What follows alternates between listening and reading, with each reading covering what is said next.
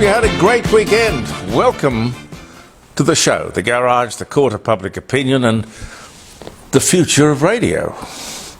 Live streaming if you happen to be there on Friday.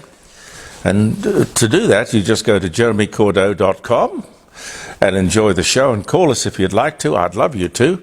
And you can text us as well on the Friday on 0491 65 68 60. 0491 65 68 60. And we'll have some fun. Friday was fun. It was. How are you, Pete? I'm good, thanks, Jeremy. How about you? Good. Peter Clayton is behind the camera. Went to the dentist on Friday. Are you all right? Yes. God, I hate going to the dentist. Must be terrible to be a dentist, you know. Nobody actually wants to go in and be there. They have a high rate of nervous breakdowns. Oh, well, I would think they'd have a terrible rate of nervous breakdowns. And it beats me as to why anyone would want to be a dentist, but God bless you. I mean, all right, yes, there's money in it, but hell, it would be a challenging sort of profession. Samantha Maiden, who is very good at getting scoops. The prosecution of Bruce Lehrman. Now, I don't know how she got this, but anyway, it has been found that the prosecution was okay, but the inquiry that they have been conducting was damning with regard to the conduct of Shane Drumgold, the Director of Public Prosecutions, or so says Samantha Maiden. He's been on leave, I don't know. Well, I've quite forgotten for how long he's been on leave, but clearly there's more to come. Millions of dollars are going to hang on the detailed findings of that inquiry. But hold on. Brittany Higgins is now being sued by Linda Reynolds for defamation, if you haven't heard already. Wow, this whole thing, from go to woe. I've heard of a lawyer's picnic, but this is starting to get ridiculous. Now, Joanne sent me on Friday, she sent me this little thing, text, which, as I've said, you can do as well, coming up next Friday. She said, I might like to investigate why Dan Murphy have told staff to wear the Yes T-shirt, which they have provided. Okay, now that was Friday, and I have investigated it. It seems, 3AW were onto it as well, but it seems that Dan Murphy will talk you around the mulberry bush. No, it is not policy. It's not in our handbook. No, it's not, no. Sort of kind of funny denial, but no. Are you asking your staff to wear a Yes T-shirt or not? Wouldn't answer the question. Now, the staff don't like the idea, and I don't blame them. You go into Dan Murphy to buy some booze, you don't go in there to be lectured on something like The Voice. Pathetic. I think big business, and let's face it, Dan Murphy's is part of the Woolworths organisation, I believe. That's very big business. Why do you want to get involved in politics? Not a smart idea, frankly. I was listening to Parliament. I think it was on Thursday. This Voice thing is not only ridiculously expensive, but it's taking up so much time. We've got millions and millions of things that we have to worry about here in Australia, and endlessly they are going around that same mulberry bush, around and around and around, talking about The Voice. 3% of the population, ladies and gentlemen, and not even a majority of that 3% of the population want this bloody thing called the voice. It's like climate change.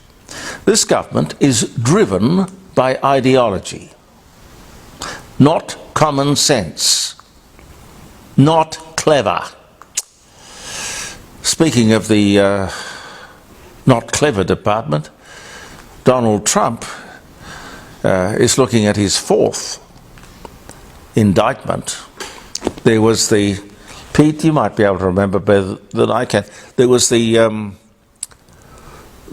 porn star accusation, hush money or something, and then there was the documents that were taken out of the White House, and there was something else. Well, No, I can't remember the other one. I remember those two, but I can't remember. now it really does look like they're determined to get him. This indictment has accusations of misleading justice.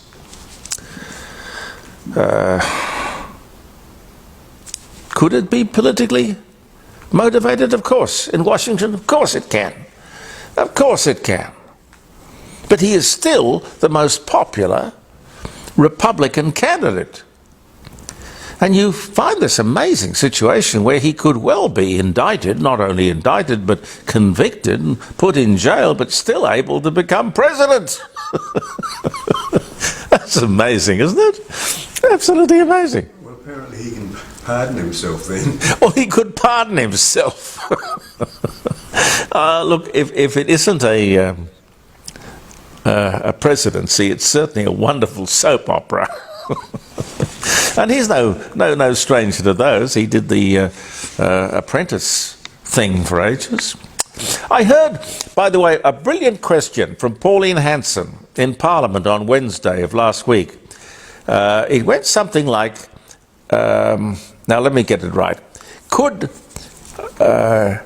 Minister Wong, Penny Wong, explain why electricity prices in South Australia are higher than anywhere else in the country, yet we are the state which has most benefited from renewables? You said renewables would be cheaper. Why is South Australian electricity the most expensive in the nation? What a question. I think that's belling the cat. I really do. What a great question. And what did we get from Senator Wong? Nothing. She's so calming. So, placid. Lovely lady. Just placid. No answer. There is no answer. How did these stupid people get elected? When you open your electricity bill, you might ask yourself the same question and ponder the next election and what you might put on your ballot paper.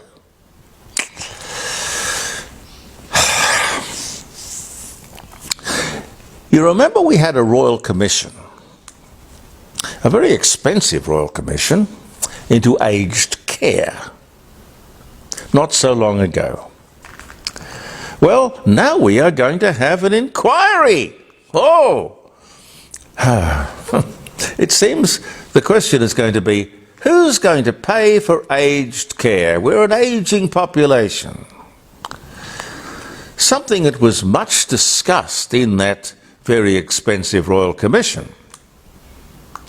At least half our aged care facilities, according to the story, the rhetoric, are losing money. Half are losing money. Why? Why? Well, because after the Royal Commission, they are demanding that we do our job properly. Shock horror, that's expensive. A registered nurse, 24/7. Proper staffing numbers. Good food. Oh, God, look, something's terribly wrong. Nursing homes are expensive already. Ask anyone who has mum and dad or granddad and grandpa in a nursing home. And they are taxpayer subsidised, and now they are talking about a Medicare-style levy? Or forcing people to hold back some super, quarantine it, ring-fence it? Whatever. I tell you, the profiteers in aged care will just keep putting their fees up as each opportunity presents itself. I want to talk to you more at length about aged care. We're all going to face it, either with our parents, grandparents, or indeed ourselves. We're going to deal with this, and we do not want to be screwed.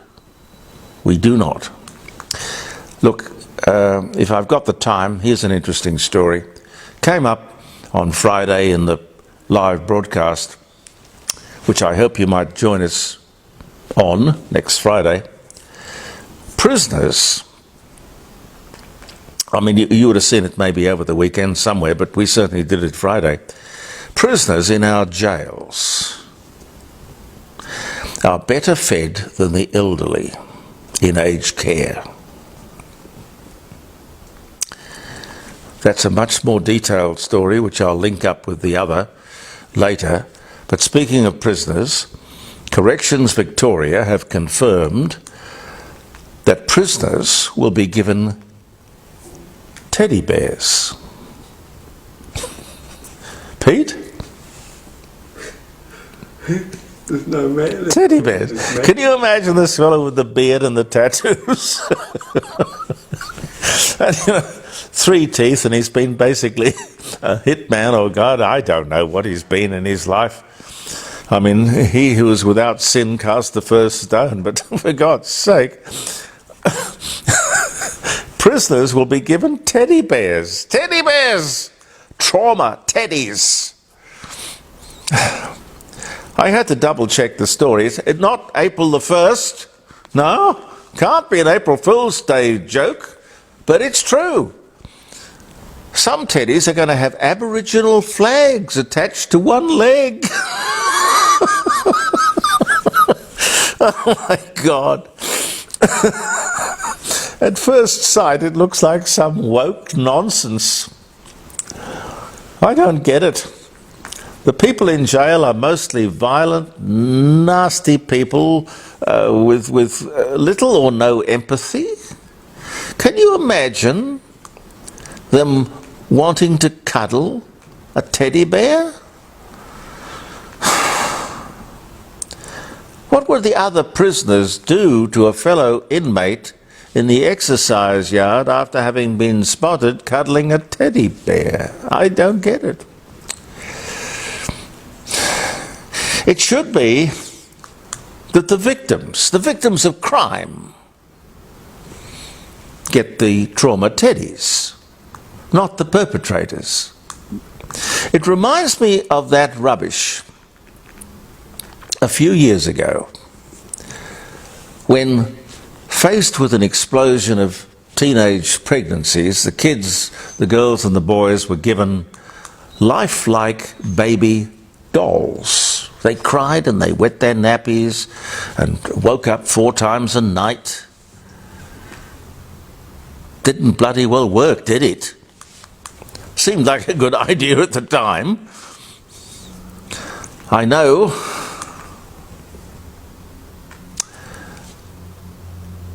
Well, what did we do? We just stopped talking about teenage pregnancies. That was the easiest thing, wasn't it? I wonder what happened to all those dolls.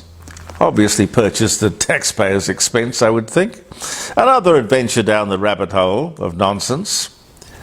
And on Friday, when I did this story on the live broadcast, jeremycordeaux.com, a text, if you want to send me a text on Friday, it's 0491 65 68 60. That's a text or a phone call.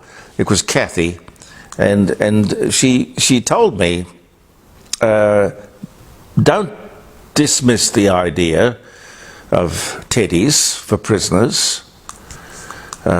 She said, "Didn't you ever see The Birdman of Alcatraz?" Yes, I did. Pete, who was in that? No, I can't. I remember the film, but it wasn't James Cagney. No, it wasn't James Cagney. No, it was Burt Lancaster, I think. I think it was Burt Lancaster. And she went on to say, somebody is in jail to be punished, but also to be reformed. You don't want him to return to business when he gets out. A prisoner could be better reformed if he was given something to love. Now, look, I think you're right. I think you're right. But your suggestion of a puppy or a bird, gee, I don't know. Think about it. Look, Kathy, I think you're a beautiful soul. I really do. And you could be right. I'm not a psychologist. But just imagine how victims of crime would feel. They have, what? Given that brute a puppy to look after? Huh? A lot of things to balance, Kathy. Have I got time for the dates, Pete? Yeah. Okay. Okay, August 7. August 7. 2018, Australia's population hits 25 million people, according to the Australian Bureau of Statistics. This day, August 7. Nancy Wake, on this day in 2011, New Zealand-born World War II secret agent, special operations executive she was. She dies on this day in 2011 at the age of 96. I had the pleasure of talking to her on at least one occasion. Maybe it was two, but I certainly have talked to her. They called her the White Mouse. Remarkable, charmed life that she survived, what she survived.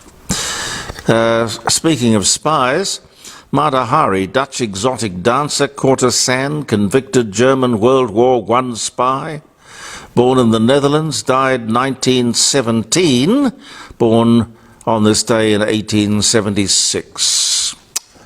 Elizabeth Bathory, Hungarian countess, and the world's most prolific female serial killer, born in Hungary in 1560. Woo. George Washington creates the Purple Heart, the original name for which was the Badge of Military Merit. He was the commander of the Continental Army, George Washington, this day 1782. Oliver Hardy, American comedian, dies at 65 in 1957. Greg Chappell, Australian cricket batsman and captain, born Adelaide 1948.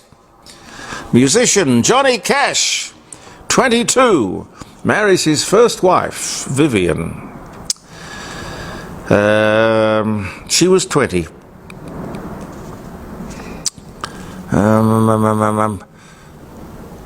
John Heathcote, English inventor of the lace-making machine, was born in Derbyshire. Pete, do you say Derbyshire or Derbyshire? Derbyshire? I think it's Derbyshire, Yeah. I think. Died in 1861. Yeah. Lace-making machine. I've never actually thought about who makes lace or how it was done. Defeat of the Spanish Armada. In 1588, on this day, the English set alight 8 fire ships with pitch, brimstone, gunpowder and tar, and cast them downward or downwind towards the closely anchored vessels of the Spanish Armada, scattering and destroying the fleet. Clever bloke. Clever bloke. 1960, David Duchovny, American actor. X-Files. Born New York City, 1960. Jacqueline Kennedy becomes the first U.S. First Lady to give birth. Patrick Kennedy, since Mrs. Cleveland in 1963, that's in the White House. Francis Drake's fleet returns to Plymouth after a year spent raiding the Spanish for treasure. This is after he sank all the Armada. He was a clever bloke.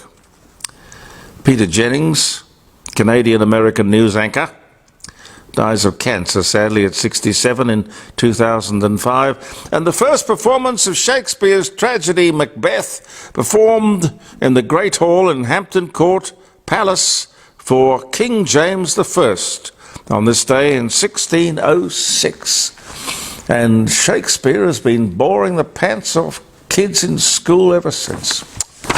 I don't know that they still study Shakespeare. I don't know. Anyway, thank you so much for being with us. Jeremy Cordeaux, Peter Clayton behind the camera. The Court of Public Opinion will be back tomorrow. Believe in yourself. Thank you for viewing, and goodbye for now.